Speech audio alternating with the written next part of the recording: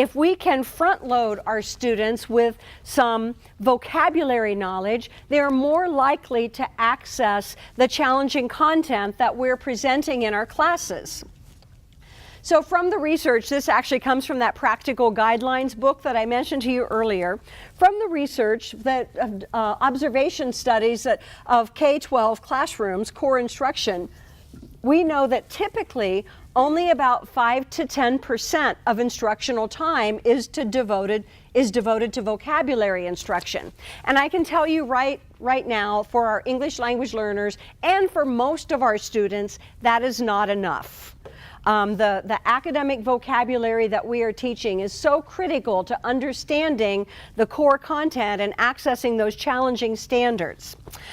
Typical vocabulary instruction is really not systematic and it's not explicit. It kind of happens on an as-needed basis. We're reading a passage about the Paynes Prairie Basin, and so I realize I have to explain what a prairie is, and so I will stop and say, we're going to read this passage about a prairie. A prairie is this. And so I would kind of like, okay, I perceive a need. I'm a teacher or a paraprofessional. I perceive that my students are not going to know what a prairie is, so I have to explain it. I explain it and we go on. And that is the extent of the vocabulary instruction in most of our teaching.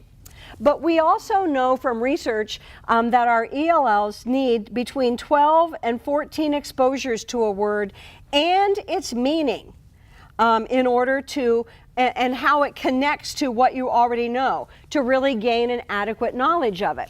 So as educators, what I would encourage us to do as we're teaching is to think about, how am I giving that 12 to 14 exposures?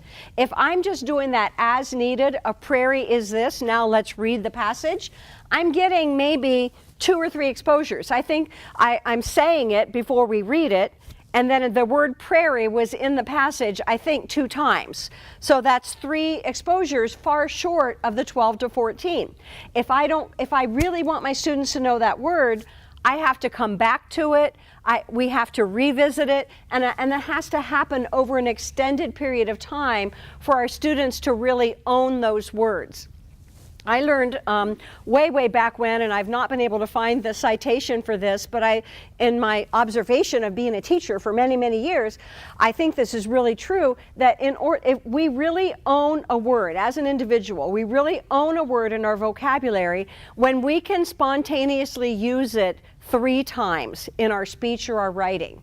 So if we want students to own the word prairie, for example, they need this 12 to 14 exposures, and we need to get to them to the point where it rolls off of their tongue or out of their pen spontaneously without being prompted to do so.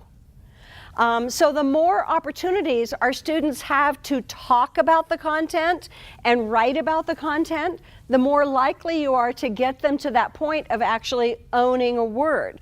So that 12 to 14 exposures is something to keep in your head. Am I giving 12 to 14 exposures?